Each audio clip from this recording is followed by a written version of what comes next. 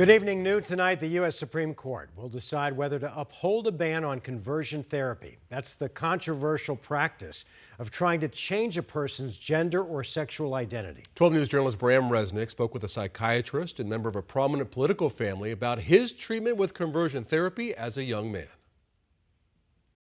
We're repairing the wounds that had ultimately triggered my same-sex attraction, as he described it. Matt R. Salmon went through 2 years of conversion therapy when he was 18. The therapist continued to reiterate that I was broken, that there was something that needed to be repaired, something to fix. The practitioners, often Christian conservatives, attempt to change a young person's gender identity or sexual orientation through counseling. I'd leaned into my faith for so many years, begging God to change who I was.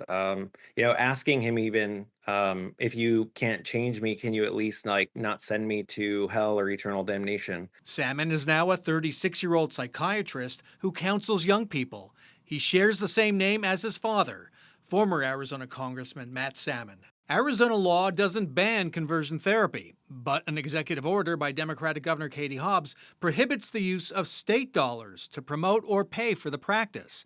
The Republican-controlled legislature has refused to act. I introduced it 5 times, starting in 2018, and then every year that I served after that. Former Democratic State Senator Sean Bowie never got a hearing on bills that would have left it up to medical boards to declare conversion therapy as malpractice. If you talk to a lot of Republicans, privately behind the scenes, they might agree with you, but it's not something they're willing to stick their neck out for. The challenge before the U.S. Supreme Court was brought by Scottsdale-based Alliance Defending Freedom on behalf of a Colorado therapist. The self-described Christian law firm won an Arizona Supreme Court case that upheld a Civil War-era near-total abortion ban as state law. In a statement on the Colorado case, ADF said, "The government has no business censoring private conversations between clients and counselors, nor should a counselor be used as a tool to impose the government's biased views on her clients." The U.S. Supreme Court will decide whether to uphold or strike down the Colorado ban on conversion therapy during its next session starting in October.